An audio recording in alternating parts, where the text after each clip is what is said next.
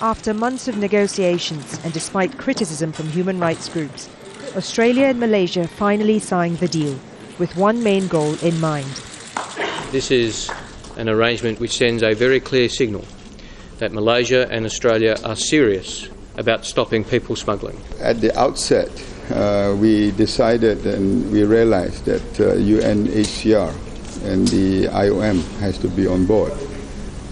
They will ensure that the benchmark is set, and I think that's the way forward for Malaysia too.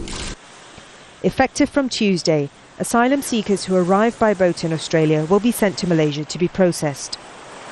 Under the Transfer and Resettlement Programme, the 800 asylum seekers sent from Australia will be put in temporary holding centres for between 45 and 60 days in Malaysia, after which they'll be issued with special identity cards and moved into the community where they'll be allowed to seek employment.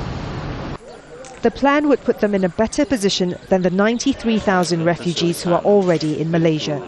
Refugees are not recognised here. They're classified as illegal migrants and subject to arbitrary arrest and detention. 1,300 people died in migrant detention centres between 2002 and 2008, largely due to a lack of medical attention.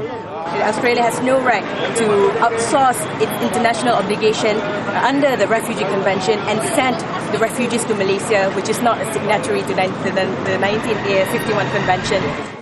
The UN High Commissioner for Refugees, stopping short of approving the deal, says the success of this arrangement will be in its implementation. Human rights advocates argue that Malaysia has shown from its track record that it may not be the best place for those fleeing from persecution and discrimination in their homelands.